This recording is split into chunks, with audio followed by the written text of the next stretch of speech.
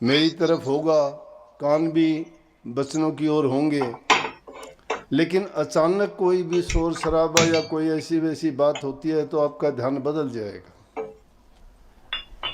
और क्या पता उस मौके पे आपके कौन से हित की बात हो, आपकी कौन सी ज़रूरत की बात हो, शायद आपको उसी बात से लाभ होना हो और वो अवसर चूक जाएगा।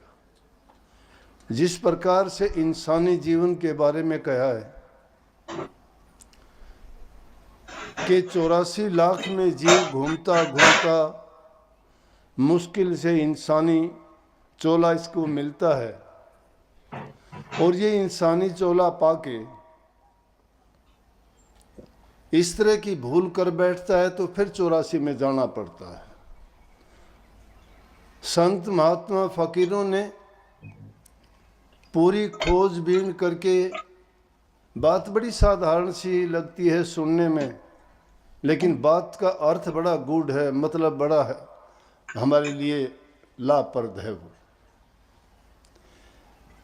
ऐसी हालत है इस जीव की जिस प्रकार से एक बंद मकान में इस किसी को छोड़ दिया जाए, उसकी आंखों पे पट्टी बांध दिया जाए, या वो अंधा है और उससे निकलने का सिर्फ एक ही रास्ता है, तो रास्ता खोजने के लिए वहां से निकलेगा, कैसे रास्ता ढूंढेगा, दिखाई नहीं देता है उसको। मान लिया उसके हाथ भी पीछे बांध रखे हों या हाथ भी ना बांध रखे हों, अंधा हो, बाहर निकलना चाहता है, उसको पता है मैं बंद हूं, इससे निकलने का एक ही रास्ता है, तो दीवार से हाथ लगा के घूमेगा कि जहां रास्ता आएगा मुझे पता लग जाएगा, मैं बाहर निकल जाऊंगा। और वो घूमते घूमते जब पूरा चक्कर लगा लेता है, दरवाजे के पास पहुंचता है और वहां उसको खुजली होनी शुरू हो जाए, और जिस हाथ से वो दीवार से रास्ता ढूंढ रहा था वही हाथ उस खाज करने में वो प्रयोग कर ले और 2 कदम आगे निकल जाए तो रास्ता निकल गया उसका।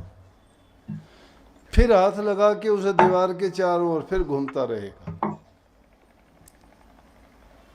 ये विषय विकारों की खुजली, ये काल और माया का खेल इसी प्रकार से इस जीव को ठगता है।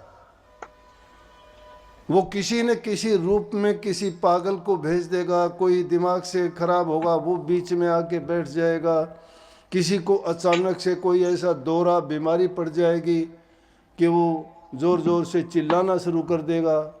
तो ऐसे हालात में क्या होगा कि हम सब का बहुत उससे नुकसान होगा। मैं जो बात आपको कहना चाहता हूँ शायद मैं भी उस रास्ते से भटक जाऊंगा, आपको क्या कहना चाहता था, और ध्यान उस ओर चला जाएगा तो मैं भी वो बात नहीं कह पाऊंगा। आपका ध्यान वहां जाएगा तो पिछला सुने सुनाई पर भी पानी फिर जाएगा, आगे का भी नहीं पता कि आप क्या कहना था और आपका उसमें क्या मतलब था। इसलिए हमें पहली चीज सावधानी है, जहां कहीं भी जाते हैं ध्यान से बैठ के, जैसे वाणी इससे पहले मैं सुन रहा था कबीर साहब की वाणी थी, मन के लगाए पिया पावे जी कोई इस विध मन को लगावे, कि मन के लगाने से वो प्रभु की प्राप्ति होती है। मन अगर नहीं लगता है तो हमें कुछ नहीं मिलता। मन जिस काम में भी लगाओगे, अगर सफलता पाना चाहते हो तो उसी में अपने मन को एकाग्र करके लगाओ, आपको पूरा लाभ होगा उसका। अगर मन आपका नहीं लगता है तो चाहे कितना भी टाइम आपको लग जाओ, आपका समय भी व्यर्थ जाएगा, मेहनत भी बेकार चली जाएगी और उससे कुछ आपको हासिल भी नहीं होगा। इसलिए जो भी काम करते हो, आज की बात समझो, आप सत्संग लाभ के लिए आए हो,